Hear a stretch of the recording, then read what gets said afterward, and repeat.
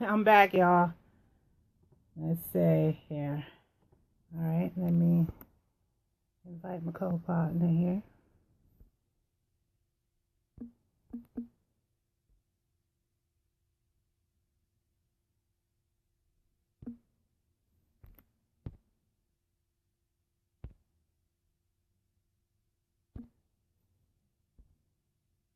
All right.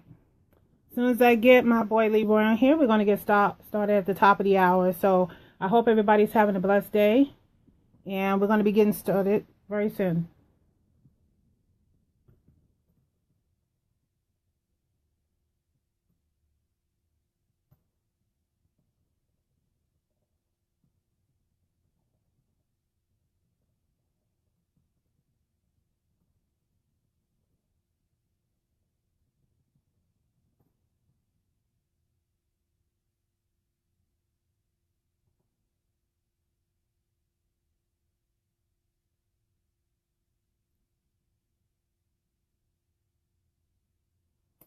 All right.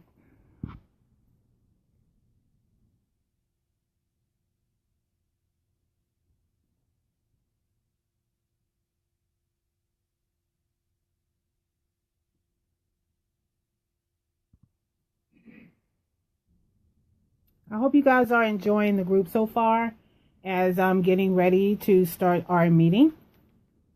So while we're going through this, this is the first time I'm sort of using Facebook Live on our phone. So I may not see your comments immediately, but I will answer your question if I happen to miss it. So be patient.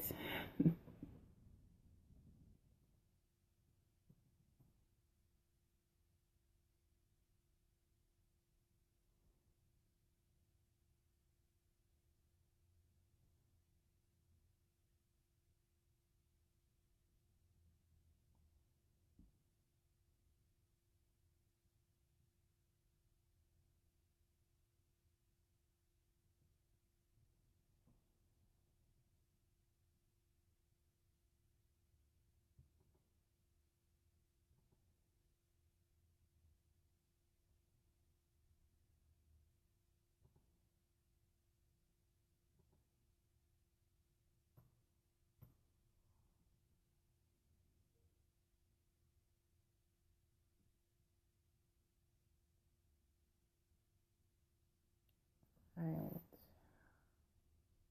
That's good.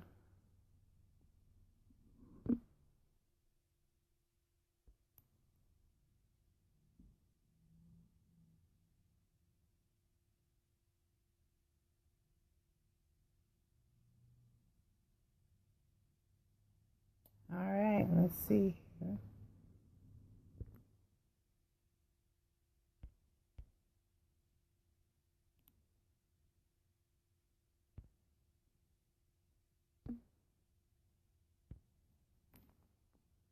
Looks like we're having some minor difficulties, but that happens.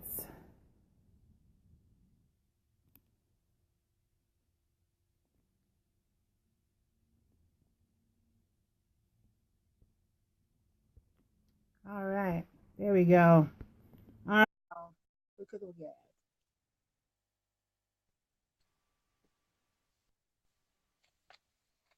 There we go. All right, there he is, my amen. All right, Can you see? Oh, wonderful. hold on. I'll be right back. Hold on. All right, he said he's gonna be back, y'all. You know, we have to start this thing 5 minutes early because we know people got to get their coffee, their water. You got to get your pens and paper.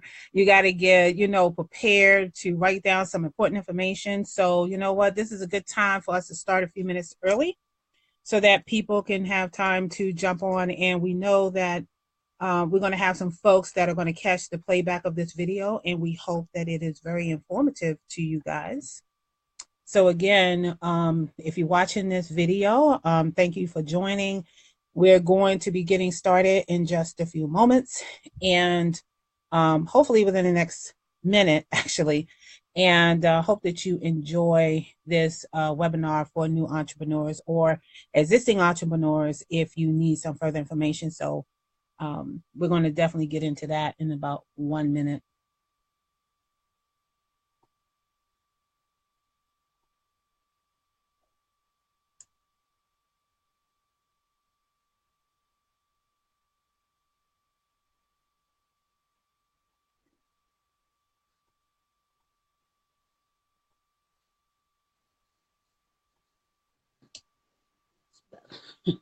All right, it looks like he is back and we are ready to get started. All right. Y'all good? I'm good. I had to go change my shit. We like having fun. Yeah, we love having fun. Okay. All right. Well, first of all, if you are watching this live or you are catching a playback on this, we want to welcome you to the Businessmen and Women of Color group. And also, we want you to click like and share this video to share with your network for people who want to help grow their business or learn more about what they can do for their business. And again, I want to reiterate that our webinar, this 3-part webinar that we have, is really for really new businesses who has never been in business before, thinking about getting a business, maybe have started their business, but still have some areas in which they need to get a little bit of help. So, of course, my name is Ann Alston. I'm the CEO and founder of Alston Tech, and as you know, the host of the Businessmen and Women of Color podcast and admin of this group. And we're going to talk to you tonight about a few things, and that's my introduction. So we're going to get right into it because we got a lot to discuss on here. Again, please drop your comments and your questions below. Me and Leroy will try to catch them. If we miss your question, don't worry. We will answer your question in the comments below because we really want to know your feedback. Do you want to see more of these type of live streams in our group? Or tell us what you're really looking for in this group so we can be more helpful for you. So I'm going to start this webinar with Leroy. He's like, has his finger like all over the phone, right? And you need him to stop messing with our eyes right now. And go ahead. I know. Trying to invite some folks. All right. Go ahead and introduce yourself and start off with the importance of starting a small business. So I'll leave it to you. Absolutely. Good evening, everybody. Hope everybody has had a great day so far.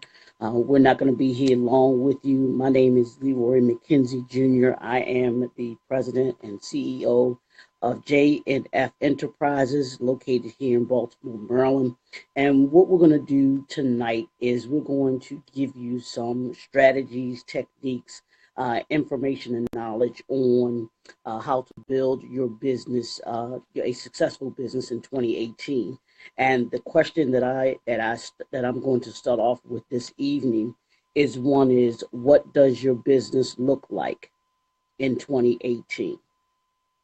I want you to write that down. I want everybody to write that down. What does your business look like in 2018? Because by the end of these 3 webinars, which we're going to have, we have one tonight, we have one next Thursday, and then we have one the following Thursday.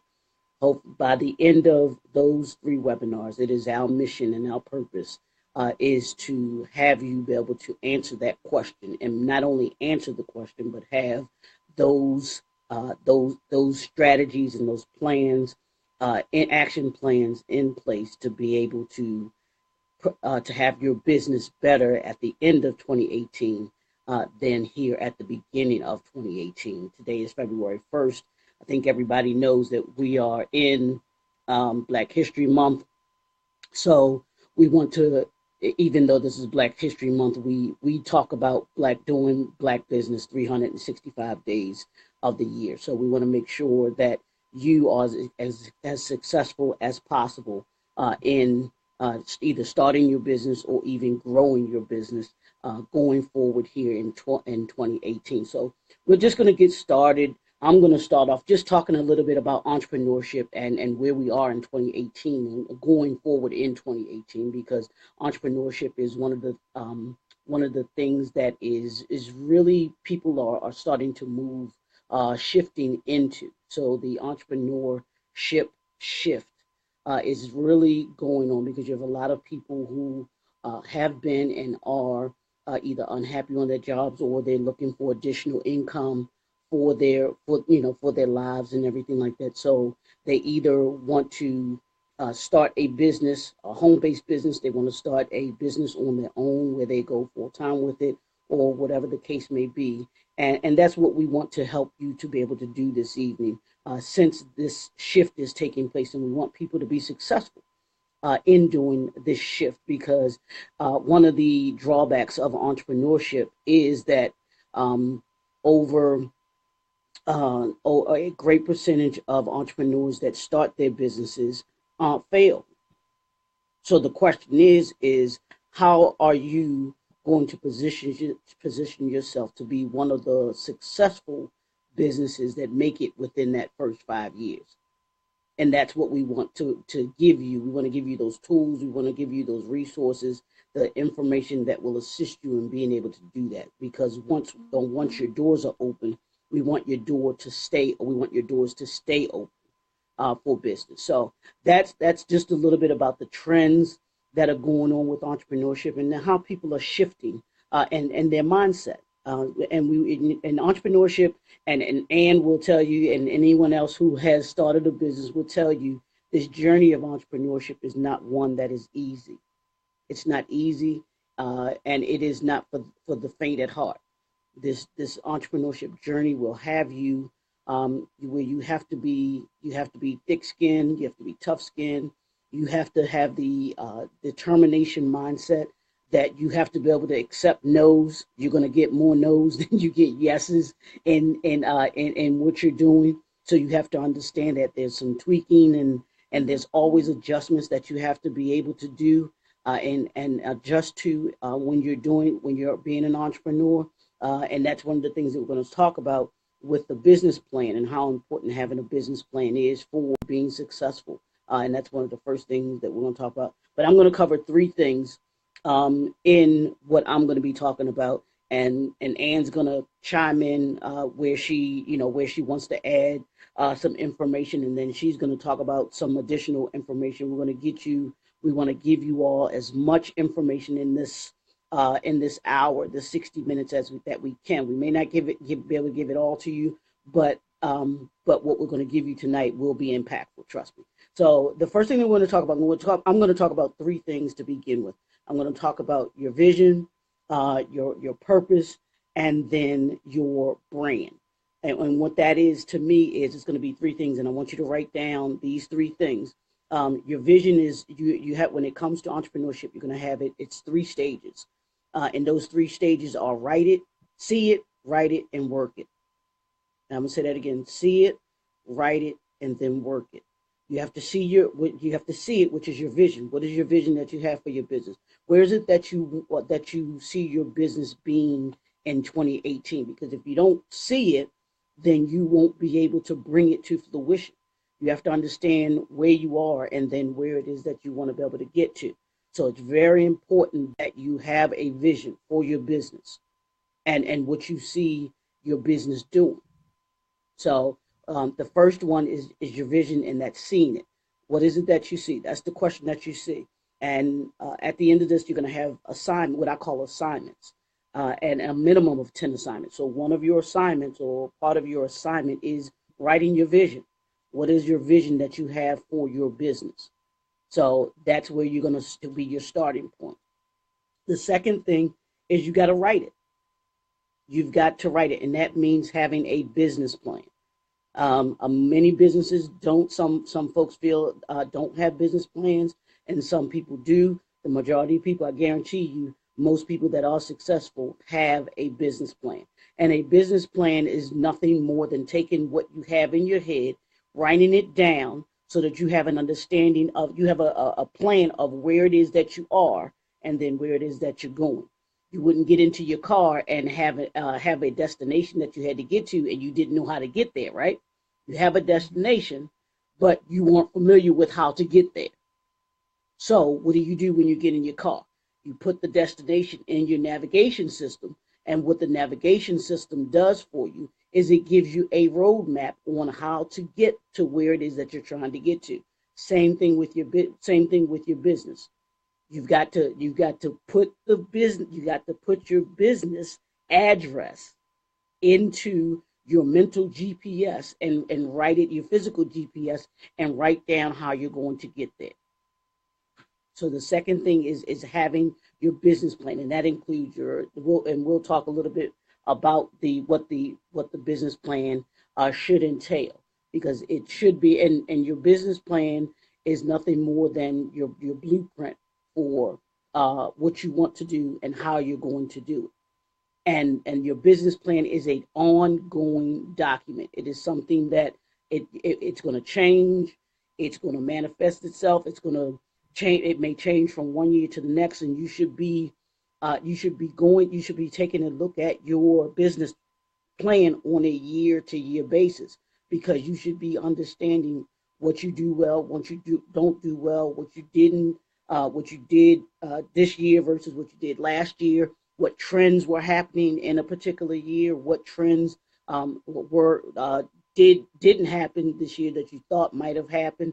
Your forecasting, your financials, what your projections are as far as how much money you're going to make. You can't you can't have a business and not understand how much money that you're projecting to make and that you want to make, without having that idea. And especially if you are going into a business that you're going to need a loan or you're going to be needing investors, it is vital. Let me tell you, it is vital that you have a business plan, because that's going to be the first thing that they ask you. And if you don't have that business plan, they're not going to take you seriously. They will not take you seriously. And why should they? Why should they take you seriously when you aren't being serious about your business and you can't show on to be able to invest in you? So the second thing is having that business plan, making sure that you have a business plan to be able to put into place, so that you can be strategic about what you're doing and where you're going. You wouldn't build a house without having an architect do a blueprint for that house, because you need to know where the bedroom's going. You need to know how big the bedroom is, how big your living room is, how big your kitchen is, what things go in your kitchen are going in your kitchen. All of those things are a part of what the architect needs in order to be able to build that house. The same thing with your business. In order for you to be able to build your business, you have to have that blueprint for how you're going to build that business and how you're going to build a successful business.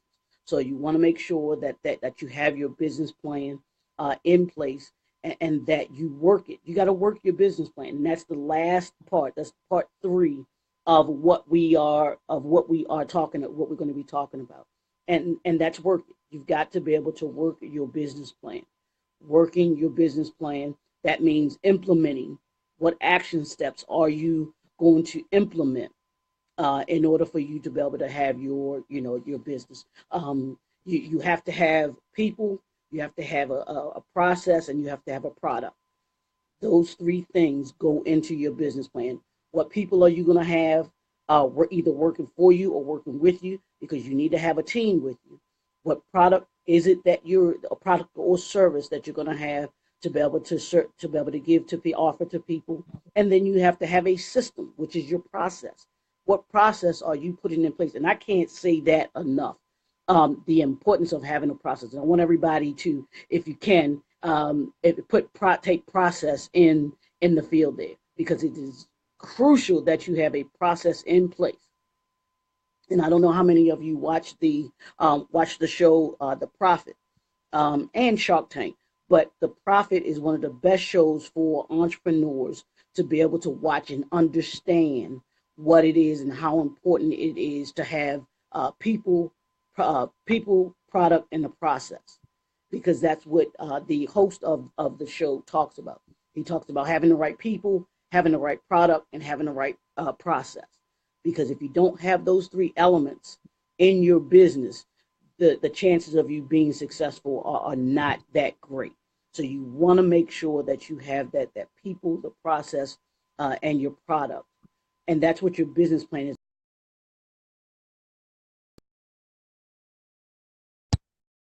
Who the people are, who your other investors are. You may have partners that you have with your business. So you want to make sure that they're going to be a part of explained in you're going to have your product. You got to know your product. You should know your product backwards and forwards, your services backwards and forwards. When anybody, it's almost like a Google search. I know for me, what I do is if I'm out, whether I'm out at a networking event or if I'm out anywhere and I hear keywords, I'm like Google. If I hear keywords, I go right into my 30-second business pitch. Well, we did, I do this, or I couldn't know, I couldn't happen to, but over here you mentioned blah, blah, blah, blah, blah. Well, my name is, introduce myself, let them know who it is, what I do, let them know if I could be of service to them. Please don't hesitate to contact me. I always have either my business card, have my business cards or some kind of contact information with me so that I can share what it is that I do with those individuals, because you never know who might need your product, who might need your service. So you want to make sure that you understand it backwards and forwards. You should be able to explain who you are, what you do, how you do it within 30 seconds. Anybody that's listening to me, please let me say that again. Within 30 seconds, you should be able to describe those things: who you are, what you do, and how you do it. Those three things. That quick, and that's what your business plan does for anybody that will be investing in you, that will be reading it or be a partner with you. They want to be able to know who you are, what you do, and how you're going to do it. Those are keys. So if y'all can type that in: who you are, what you do, how you do it. That's what I want you to make sure that you understand about your business plan. It should answer those three questions. I say it again: who you are, what you do, and how you do it. That's right. So part of working it is understanding that, but also part of working it is actually being in your industry, understanding your industry, and doing the research of your industry. And that's part of what you'll do before you write your business plan. You got to do your homework. You got to do the research for your particular industry, because you should know where your industry was, where it is now, and then where it's going to be in 5 years, in 10 years, because you always want to be in front of the bell curve. And y'all will hear me say it time and time again, that bell curve. You want to be in front of the bell curve. It's a lesson that I learned when I was in college. They hammered that into us in our major, in our hotel restaurant major, was who you are, what you do, and how you do it, and being in front of that bell curve, being ahead of the industry, thinking forward. You should always be thinking forward. So putting in that work is part of that, is doing the research. Also putting in that work is actually being at events like this, being on this webinar, so that you get information that you need in order to be able to be successful. You should always be learning. Always be learning about your industry. Always be learning about your product, how you can improve it, what technology is going on. All of those things that you can do to be able to make you better, to make your product better, to make your business better. So when you do those things, when you're pouring into yourself, when you're actually out at events and you're getting to know people, that's part of the work as well. Networking, that's a big part of the work. And we're going to be talking about marketing and branding next week. But part of that marketing and branding is being out there, being at events, attending webinars, attending seminars, attending workshops, symposiums. Those things did not only for you to learn, but also to get your name out there as well, because you want to make sure that you're doing it. That's a major key in doing the work, and implementing what it is that you have to do. And part of implementing the work, the last part of the implementing work is actually taking what you have in your business plan and actually applying it. Just doing what it is that you say you're going to do on paper. It does you no good to have a vision, does you no good to have a business plan and then you not do anything with it and have it just sitting there. So you want to make sure that you take action on your business plan, that you actually say, okay, I said I was going to have this product out by this date. And you make sure you do those things, those action steps, in order for you to be able to make that happen. If you have if you tell a client that you're gonna follow up with them by a particular time, then you do that. That's part of doing the work. That's part of implementation. All of those things tie in to you being able to be a successful business. And whether you are just beginning and trying to get your name out there, or whether you are a seasoned entrepreneur and you're still growing as a business, you're always doing that work because you're always pushing your business out there even further to grow and grow and grow. That's how every Fortune 500 company started off as a small business. Let me say that again. Every small business started. I read every Fortune 500 business started off as a small business. There's not one of them that was not a small business when it first started. Okay. So you have to say I have that same mentality that hey, you may be small, but you're strategically growing and growing. Right. And when you put in that work, I promise you, if you put in the work, Yeah. it will happen. So, Ann, if Got you it. do you have anything that you want to add to that, please go ahead. Go ahead. I'm gonna tell you, Leroy, that was really, really some good information. Now, guys, Leroy really focused on the importance of all those elements to know what you're selling, what type of, what is it that you're trying to do, and how important it is to have a business plan. And I'm going to kind of touch on some of those points on the how. So when he was talking about earlier in terms of making sure that you are structuring your business to know what your business is like, one of the very first things you want to do is really understand the concept of your business. What problem are you solving with your business? What kind of service are you giving someone that someone will want? Because we can all come up with ideas, right? We can come up with ideas and understand, oh, this will be a great thing that we want to do. But how does the customer look at it? That is going to force you to start writing down some of the concepts that you're going to need to help build your business plan. Because the business plan is comprised of about, I don't know, 10 or 12 different major elements. But I can tell you that the major elements that you're going to need is the concept, the mission, vision, and goal of your business. What problem are you trying to solve that the customer wants to buy your service for? Okay, so that is the number one thing that you want to do. The second thing that you want to do is you also need to figure out who is your target, which we're going to get deep dive on part 3. But for the most part, you need to know, who are you targeting? Are you targeting someone, whatever group that is, you need to know who you're actually targeting for that. The third thing you want to do is figure out, what is your money generation going to look like when you are starting this business. So if you're looking at your concept and you're looking at your customers, you also got to find out how much money are you going to be able to generate from the concept that you're doing.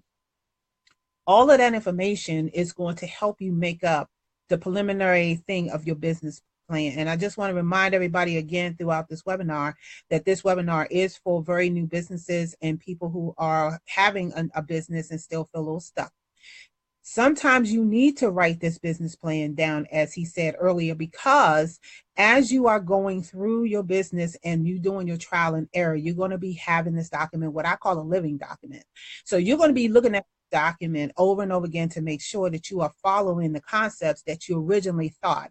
And what's going to happen is that you're going to realize that there are things in your business that you're going to have to change, alter, or you're going to have to add or remove, or maybe you just need to come up with a brand new concept. And that is going to lead to also trying to figure out, what is your business structure? Are you going to be a sole proprietorship, which is just one person that's just going to run the business and you don't have any staff or anything like that? Are you planning on being a limited liability company where you have maybe you and another person or partner, or maybe 2 or 3 other people, and you want to have some protection in your business? Or do you want to have a nonprofit or a corporation where you might have board of directors that's going to help guide you to doing your business? And then there's other little structures and legal things that you got to worry about with that. But when you look at your business concept, it's going to tell you exactly what your business structure is going to be. So knowing the concept from the beginning is going to allow you to be able to figure out what your business structure is going to be. Now, once you finish knowing what that is going to be, you're also going to look at how you're going to market your business. You're going to be looking at how you're going to keep track of all your finances. You're going to be looking at what team or what resources that you're going to need to help run your business. And all of these things are going to be written down and put as part of your business plan. So while you are building your business plan, you're going to realize that the key team that you're going to need, because somebody asked me last week, like, what kind of team do I need to set up at the business? And me and Leroy know, because we was at the Money Baltimore talking about that. Honestly, when you first start your business, you're not going to be able to afford anyone. I can tell you that straight up. No business person has the money to go out there and hire like a lawyer and all that. So this is when, unless your daddy got $1 million to give to you, you know what I'm saying? So this is when you come to part 2 and part 3, because in part 2 and 3, we're going to be talking about exactly how do people who do business on the side is able to do marketing, is able to generate money, is able to do everything we can do as a very teeny small business, right? So once you, like we said, once you have your concept locked in, then you're going to get your business structure. You're going to understand that. Then the next thing you're going to do is you're going to go to your state or local business office and you're going to file the appropriate paperwork. Now, I can tell you right now, most states for article of incorporation, it will cost you about $100 to file that paperwork. But what that paperwork does is that it will solidify you that you are a legal business. If you are trying to run something out of your house and, and back 20 years ago, we used to be able to do that. It was called home-based businesses back then. And you can actually write off your taxes and stuff like that. But with the way today's taxes are made up these days, you have to be a legalized business to write off certain business expenses. So if you want to take advantage of those tax breaks, you have to go and fill out an article of incorporation to make sure that, and also you have to do your state and local use tax sales so that you can take advantage of the tax breaks as a small business.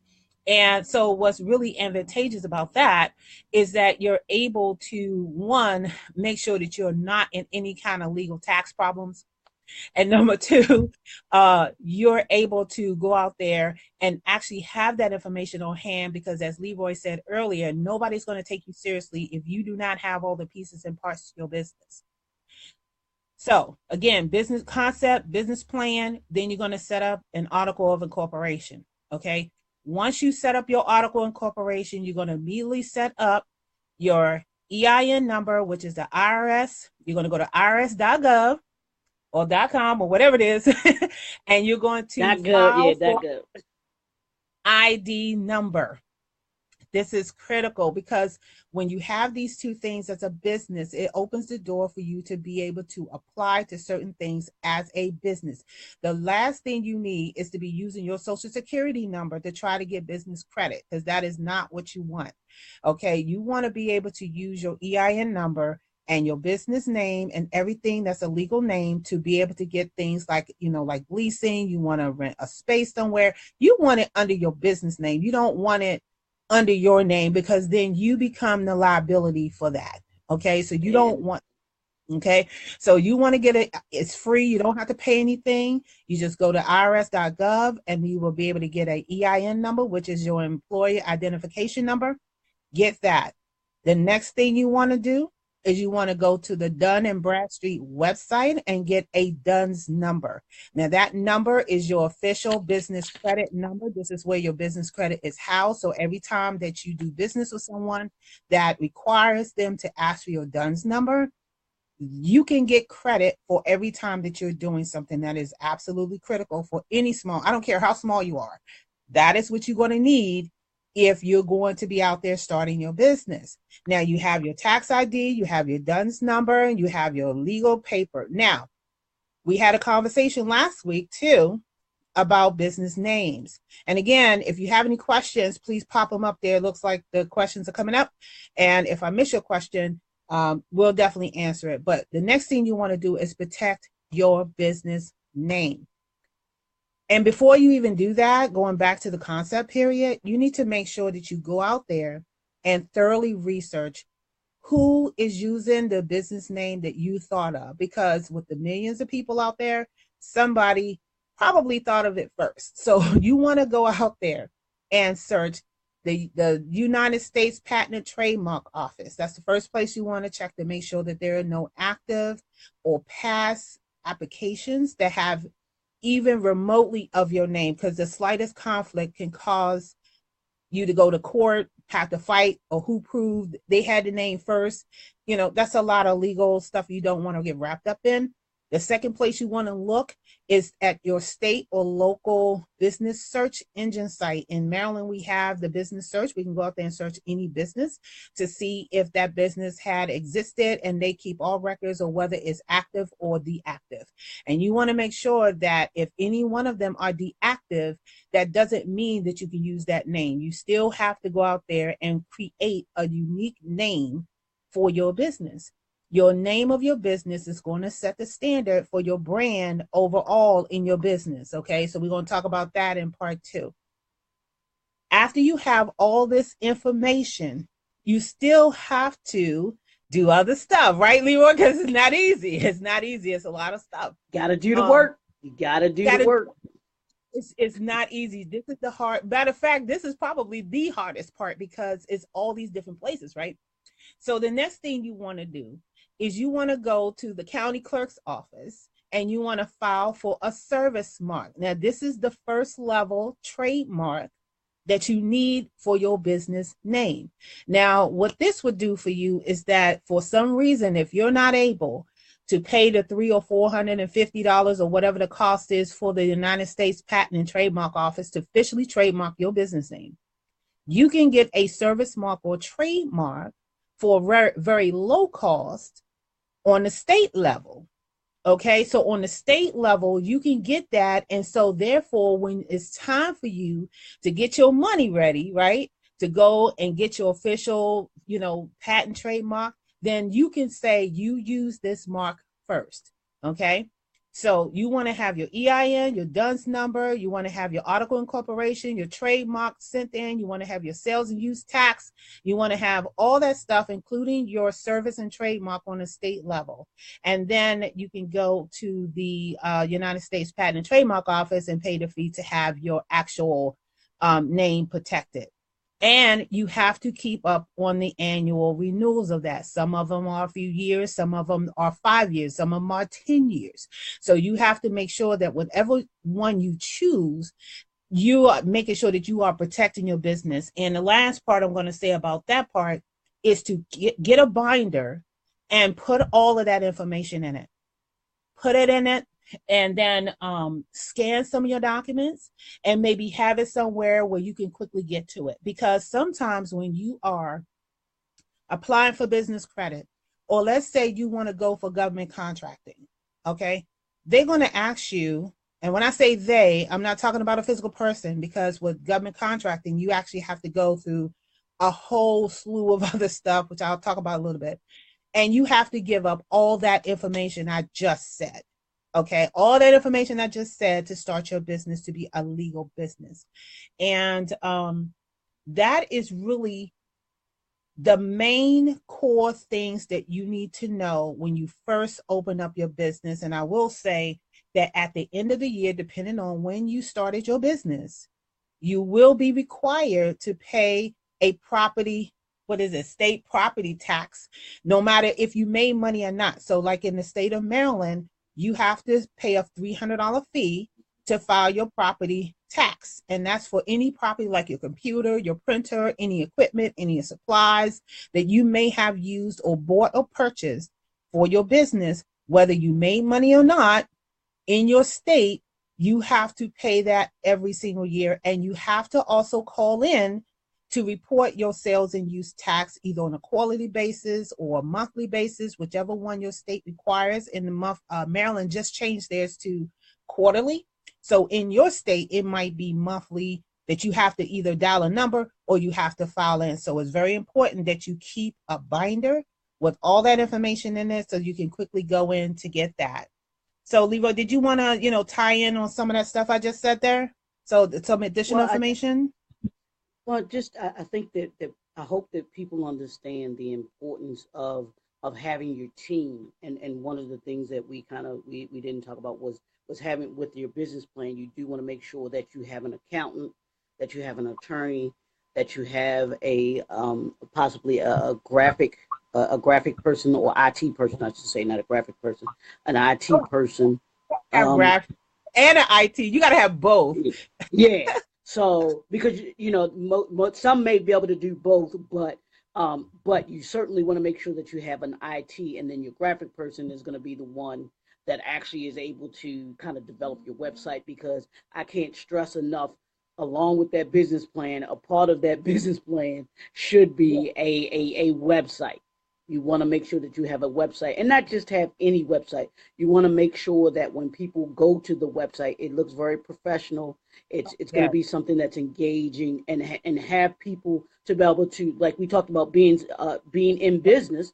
You want people to take you seriously. So you want to make sure Right. that your website is one that looks, professional, and that you are serious about what it is that you do. So having that team of individuals will be able to assist you, especially with if you need assistance with the filing, if you need assistance with the taxes. I can't. Do It is so it. important. It is so Do it. important that you have those people around you, that if you don't know all, because you don't know all the intricacies of the tax laws and all of those things that are going on. So you want to make sure that you have someone on your team that does know that, and it's worth investing in having them. you know Yes. Yes. People say, Absolutely. well, I can't afford to have, to have an attorney, or to have an accountant. Well, can you afford not to? Right. Because And if, if some you know that point, Leroy, when you're talking about a team, right? Now, I will tell mhm. you that you start your business, and I have to say this because I mean it happens to everybody, and it's not. It don't take it personally. That's the first thing I'm going to say is please don't take it personally. People are not going to always believe in what you do. They're not going to. They're going to see what you do. Hey, Gregory, how you doing? Make sure your website. That's right. Make sure your website designer works with a communication expert. That's correct. Okay. So Mm, what I say is people are not always going to believe in what you do. And a lot of what I said in the last 20 minutes or 15 minutes you're going to be doing on your own. So you have to be your own team before you can realize who you really need on your team. Because like we said, you can go out there and get a lawyer, you can get a accountant, you can get all that stuff. But if those people don't have the same ideals and they're not on the same mission that you're on, it's not going to flow because what you're going to end up doing, you're going to end up spending money, not really articulating to that expert what you really need. Okay. So while you're going through process, you're going to be clear about what it is that you're going to need when you start going for an accountant and you're going to start going for a lawyer, a graphic designer, somebody that's going to help you. And you definitely want someone who's going to have your back. And I'm going to tell you, you got to be cold. You got to have thick skin. If the person who you hire is not helping you, you fire them and you find somebody else and you vet them. You call their references. You go out there and see who else what other customers they had. You make sure that they are not going to be wasting your time or wasting your money because you're a small business. You don't have either. So you just need to make sure that. So one of the other things absolutely. too, I want since we're going into this next round so we can stay on track, is that when I talked about business structure early on, for those folks who are thinking about getting a business or have a business and haven't yet legalized it, I'm just going to touch on briefly about the differences between a sole proprietorship and a LLC, okay, and a corporation, which also falls under nonprofit, okay, because I think it's very important that everybody understands the differences between the three structures so that you, Gregory said, fire, fire fast. Yes, we got to fire them real quick.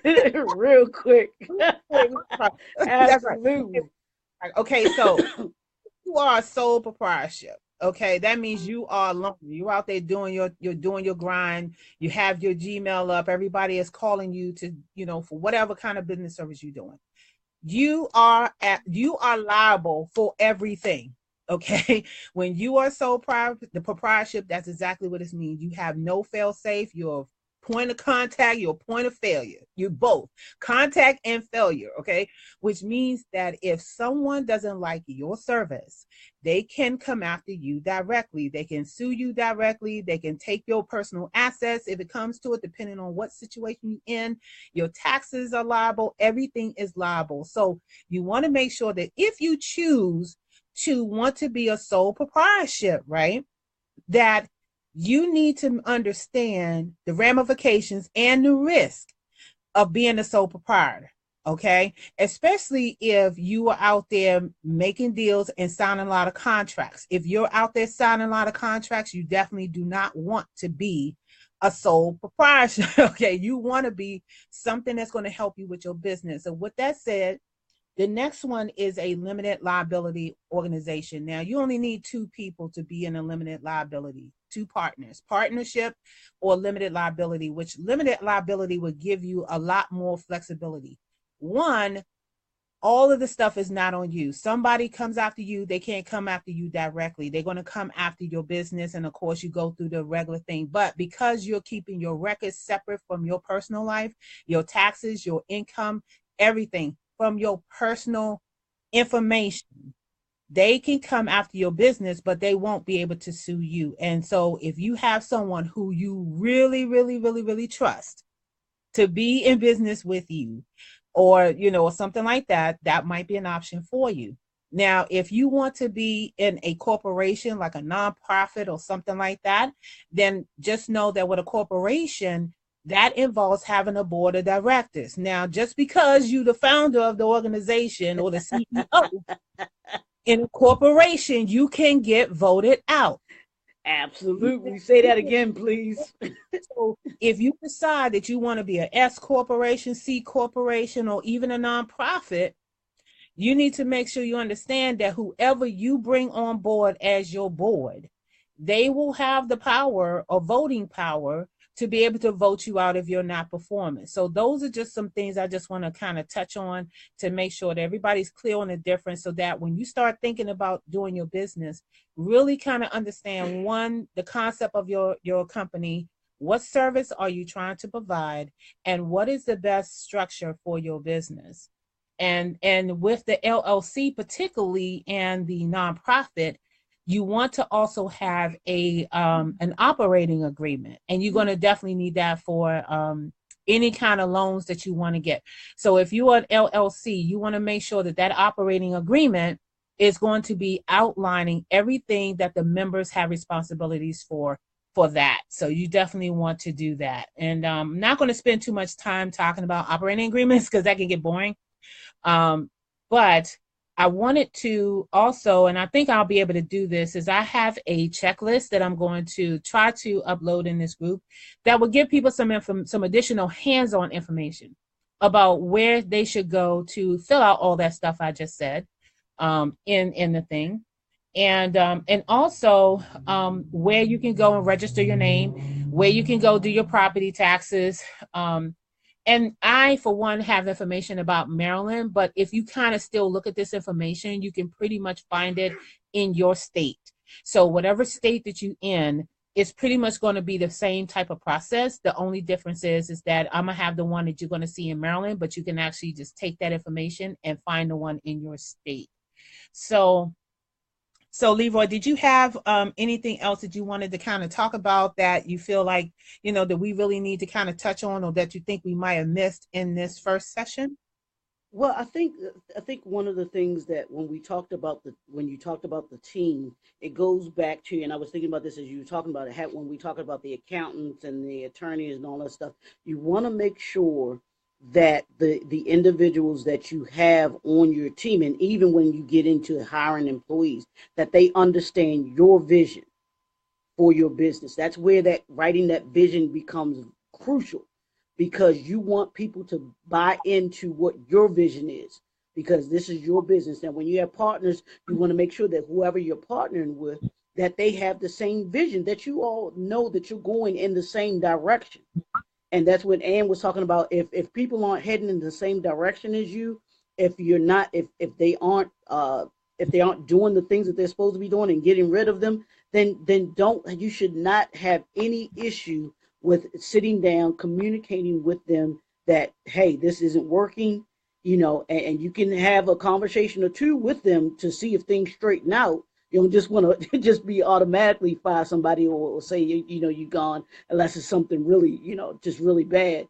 But you give them the opportunity so that they understand, and you should be doing that when you're sitting at the table, across the table from anybody that you're thinking about hiring, whether it's an attorney, whether it's a lawyer. You want to explain to them what your vision is, right? The vision that you have, and you ask them, is it do they see, can you want to make sure that they understand what your vision is, where you're trying to go, and if they can assist you in getting there. Right. And you And know if what? the To that though, Leroy, is that not only do you want to make sure that they understand your vision, but they also have to be speaking your language. So when they are talking right, back with you about your vision, they should have so much clarity in the understanding of what you're doing, that their suggestions and their opinions matches what you were thinking, even if you couldn't really articulate it. And that's really important, because as I said in my Facebook Live the other day about knowing your sales pitch, if that person is really a true fit for your business, they will know exactly how they can help you and actually tell you the methods on how they're going to help right, you, so that you're comfortable with having that person in your business, or maybe partnering with them or hiring them to help you with your business. And right. that's really, really important. Now, the last piece that I kind of want to talk about real quick for the last 15 minutes is some of the other things that small businesses really should be looking out for and applying for, especially if you're a minority business out there, trying to do something bigger in the future, sort of working with the federal government, trying to get a contract, or doing any other type of voluntary work that involves the government. And so one of the things that you definitely will want to do is go out to sam.gov. Okay. After you get all that stuff I said earlier in the broadcast, you go to sam.gov, and then you fill out the information that is required. And it's going to ask you to fill out your EIN, your tax. It's going to ask you what type of business you are. It's going to assign you what they call the NASEC codes, the NA, the NI, or however you spell it. I'm going to put it down below. Don't judge me on not. It's the codes that the government use to categorize what your business is. Now, let me tell you why that's important. If you are in the service that you want to provide something for the federal government, it doesn't matter what it is, whether it's cleaning, teaching, coaching, whatever.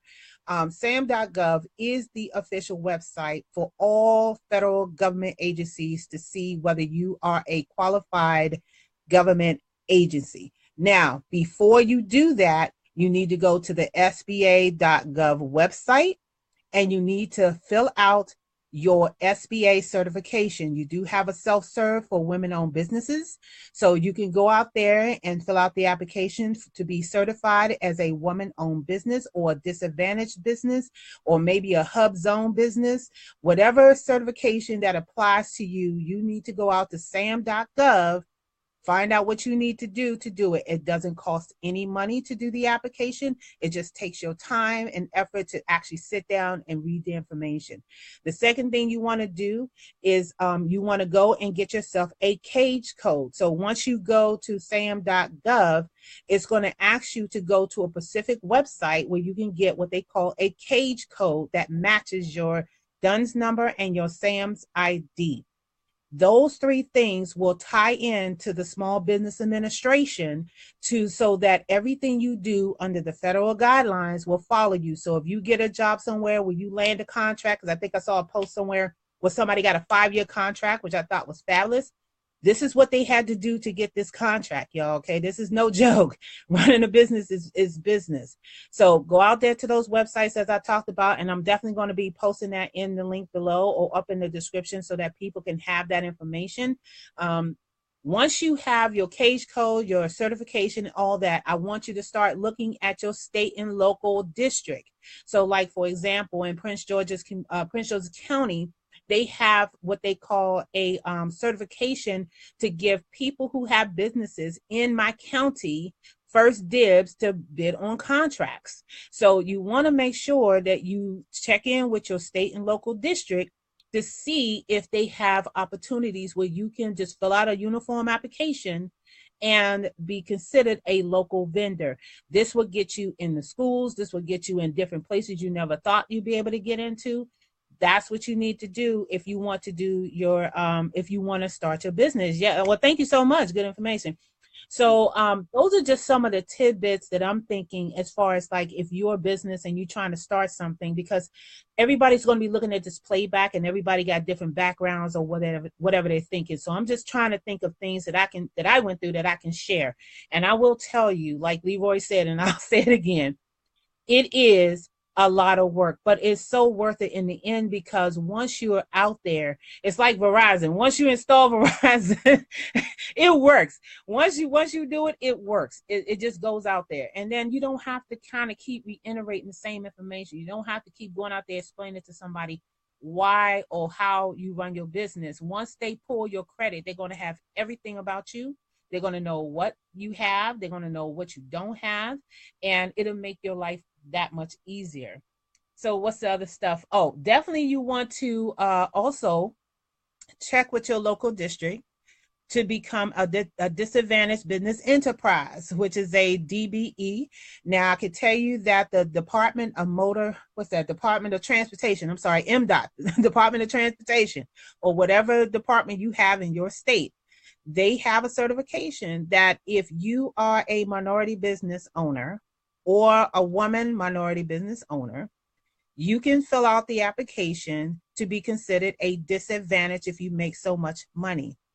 And how you would tell if you're disadvantaged, if you go to the SBA.gov website, they will give you information. They have like tons of information there on how to consider your business as a small business and what is considered a woman-owned business, a disadvantaged business enterprise, or a woman-owned economically disadvantaged. You know, they got the whole acronym, Leroy. They got the whole acronym. So they have all these different ones. Now, the only reason why you would even care about any of that, because some of the contracts are specifically set aside for that. Like they have set aside for women, they have set aside for the disadvantaged and economically disadvantaged. So if you are under those specific categories, those are set aside opportunities that you can compete for. And they also have state and local offices where anything under $25,000, you can call the office and say, hey, do you have anything under $25,000? I know I'm going to start using that soon because I can see if they have anything. And without competition, they may just give it to you as long as you have everything that I just said in the system. Okay. So, and how I learned this, because like Leroy said, I go out to the business networking events. I go to where they have the small minority business or whatever business function that would give me information from the state and local governments on how to do stuff. And so I'm sharing that information with you guys in this group so that we can start getting our stuff out there. For me, I have my DBE application in. And yes, it's been a couple of months and I've just literally got my investigation like 3 weeks ago. So I'm waiting for mine to come through because I'm already set up as a federal government contractor. I'm just waiting to have certain things in place so that when I see a business opportunity or a contract opportunity, then I can go out there and apply for it, right? So Leroy, what else you got? I'm up here talking. Well, That's a lot of stuff I just... like I told folks at the beginning of this, we were going to give you information that you're not going to get anywhere else. This is why we do what we do, because you have folks that that want to coach you, that want to teach you how to start a business and everything like that, but they aren't giving you those intricate steps, that intricate information that you're going to need in order to be able to take that, either that first step in as far as starting a business, or even that second, third step when you're in business. Because I'm sitting here listening to you and some of the stuff I didn't even know. So, so I'm like, but I'm not. I know part of it is about about federal contracts and stuff like that. And so that this is information that, hey, that I may come across folks that need that information, and it'll be right here at your fingertips for you. where where you're able to be able to do. And that's where the where I talked about the assignments. Remember, we don't think Right. we're not gonna let y'all leave without doing homework. So That's right. I hope you I do got your some. pen and pads together, because your assignments is to go look up this information that you need in order to be able to understand the legal entity that you want to have, the offices that you need to be able to go visit and be able to go to, and write down any financial obligations that you might have. So those are And your assignments tonight, to be able to go and do that, so that you you understand that, so that you can position yourself for success. That's what this is all about. We're about right. positioning you for success, giving you the Mhm. information, equipping you with it, so that you're able to be successful in starting your business. Because both Ann and I know about bumping our heads against the wall with doing this stuff. And so we're trying to make it as easy as possible for folks who are coming behind us. And that's our responsibility, is to make it easier for you, so that there's some things that you won't have to bump your head against the wall against. There are going to See be that things that you encounter, but is these are some of the things that we're giving you, that you won't have to bump your head against the wall. Well, where do I go for this and where do I go for that? Because all of these things we had to find out ourselves. there is really oh, wasn't too many folks telling us about this stuff. Believe that. people SBA. Okay, you know what? Yes, if you can meet with an SBA counselor, they are there to help you. Now, some people are more tech savvy. Like I'm more tech savvy because I have a technical background. But if you're not that tech savvy, do like JC just said, like Joan just said. Go out there, call and make an appointment to SBA and sit down with somebody. And matter of fact, if you go to SBA, they will give you some locations where you can look up and find those counselors in your state that they Mm. have offices like all throughout the United States that you can actually sit down and talk to them about what you're trying to do, and they can literally walk you through the process. Some people just don't want to sit there and read all that stuff. I get it, because it's a lot of paperwork. But if you can go down there and just like say, hey, here's what I'm thinking, what do I need to do, find yourself somebody who you could tag on to at the SBA and get them to help you do do that stuff. So what I want to do is, because we're about to run out of time here, is I'm going to do a quick summary about everything that we talked about in this first session, because part one is really about conceptualizing your business, implementing, working, all that. So as you know, Leroy started with the top of the hour, the importance of making sure that you understand the vision, the concept, the strategy, and the mission of your business. That is critical to understanding what you need to do to start your business. What problem are you solving? What service can you provide to someone that someone will want to pay for your service or want to be a part of? Okay. You can't just go out there and do any kind of business. You got to really think it through. You want to write it down, think about it, put it away, come back, look at it, do it again. Start developing. This is the first part of developing your business plan. Okay. Start looking at the resources that you're going to need. Are you going to need a web designer? Are you going to need an accountant? Are you going to need all the people in your team? We know, I think I got somebody, tax professor. I think I just saw Chanel pop on here a little while ago. Make sure that if there's anything that you need, use this group. That's why I created this group, not just to tell people about the podcast. That's not the only reason. The whole reason that this group is for us to educate ourselves. So we have so many people in this group. We have tax accountants, we have lawyers, we have everybody in this group who you can ask for help. That's the whole reason why we got this group. So you know what you need. People in it, we got 300 and almost 10 people in this group. Let's start using some of these people in this group, right? Ooh. Thing you want to do is you want to It start is. business structure. What kind of business structure do you want to be? Do you want to be a sole proprietor? You know that's a lot of risk. Do you want to be a LLC, which is a really good thing? You only need one partner to help you get that started, and then you can grow after that. Do you want to be a corporation or a nonprofit? That means you will have to have a board of directors, which means you have to also follow the guidelines of the board, and you won't have total control of that organization. That is very critical in the future of your business, not the immediate start of your business, but the future of your business. Because if the business starting to go one way and the board of directors is going somewhere else, you can find yourself Mm. without being an executive director or a president or CEO at that job. And that's the same for nonprofit. You also want to start looking at going to sam.gov to get yourself signed up there. You want to go to the Dun & Bradstreet website, get yourself a DUNS number so that you can start your business credit.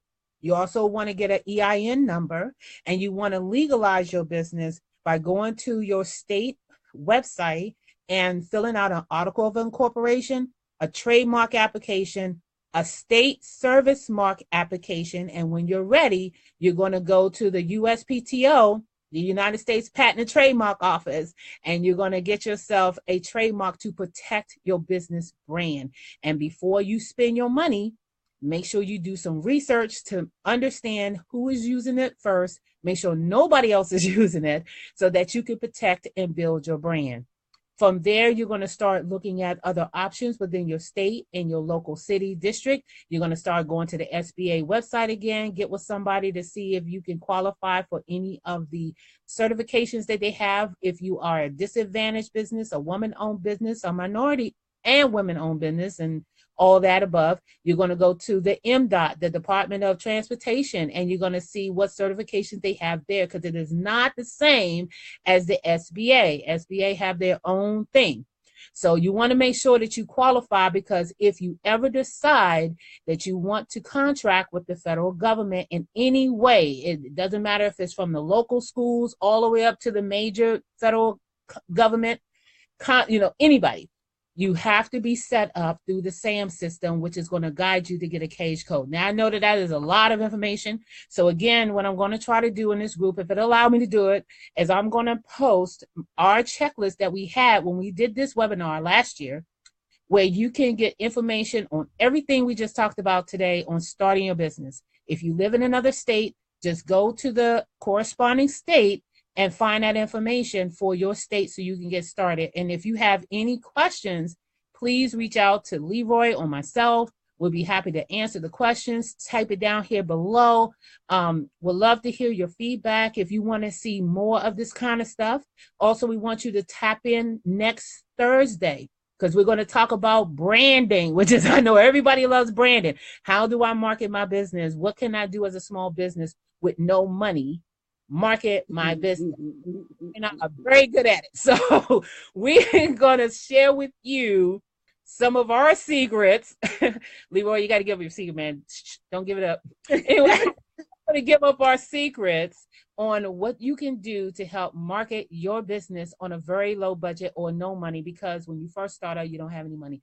And then we definitely want you to definitely come back for part 3 on the 15th, where we're going to talk about clientele for your business. These are 3 major pieces you need for your business. And again, we're going to have more of these type of webinars. As you can see, I got to save the date in here. We're going to talk about career and entrepreneur security. I got a special guest coming up for that. So we want to make sure you do that. And if you have any other questions regarding this webinar, please leave it down below. Send me and Leroy. We will be happy to help you. And also like and share this video to as many people as possible, and invite them to come to the group. Share. Please share it. Let folks know if you enjoyed it. If you didn't enjoy it, please don't say nothing. but enjoy it. Tell me what you like, because here's the thing: we can only be valuable to you if you tell us what you don't do. Like, now, I'm not going to be hurt. Trust me, my family's not going to be hurt. Well, it's going to make me better. What we say, we have to have tough skin. You got to have tough skin. So share and like, and I will definitely put this information in there for everybody to have. And if anybody want to share anything else that will be helpful in relation to this video, please do. And we're going to go ahead on and say good night. If you have any, don't hesitate. If you have any questions, please put them down in there, because we'll go back and we'll go through and we'll get those answers to you up in here. So we want people to be able to benefit from being a part of this group, because like Ann said, that was why she started it. And we want to make sure that, like I started saying, we want your 2018 to be better than your 2017. Because we what, Ann? Thank you, Leroy. Thank you for everybody who watched this with us, and we really appreciate you. And we will see you next Thursday, same bat time, same bat channel. Same bat channel. There it is. We on a mission, y'all. 2018. Let's go.